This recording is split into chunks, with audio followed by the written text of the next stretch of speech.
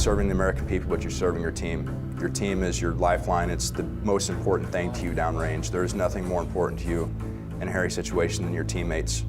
There's no thanks in this line of work. Don't come here expecting someone to say thank you so much for what you're doing. You'll get that from civilians walking on the side of the road just for being in the military. Here, you do the mission, you reconk, and you go out again. No one will know what you're doing. No one will know where you are. No one will know what you're working in. They're not going to know the context of your job.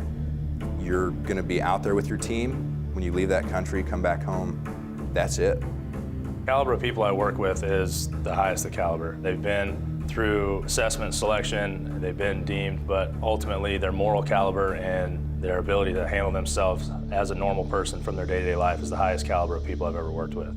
I would go anywhere and do anything with any one of these guys that I work with.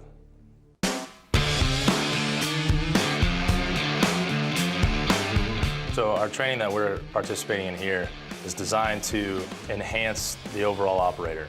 Driving is always a plus. Having that advanced driving capability to recognize the road ahead of you, identify dangers and avoid them is not only survivability stateside, it's also increasing your survivability OCONUS on deployment.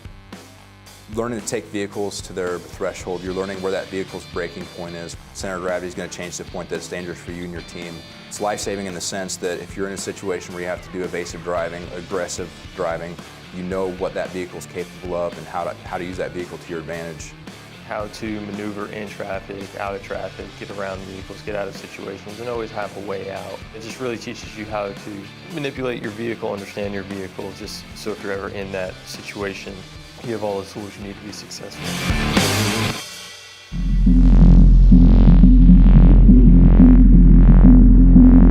Shooting is always a plus. The ability to precisely put around where you need to greatly enhances the survivability of the team and reduces collateral damage and increases mission success. The piece of what we're being taught the rifle range, an average person's reaction time is 1/4 of a second.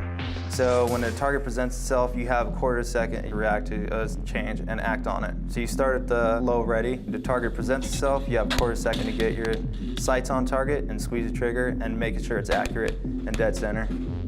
In a vehicle, getting out of a vehicle, taking cover, exchanging fire from that aspect versus standing on line and just shooting paper targets all day. I'm working on basic marksmanship skills. Most of the guys here have done that. We're at that level and we're looking for the next level of training, and that's absolutely what they're capturing for us here. We're shooting in civilian attire, where all we have is a concealed weapon and we have to react, or we might be in a full kit.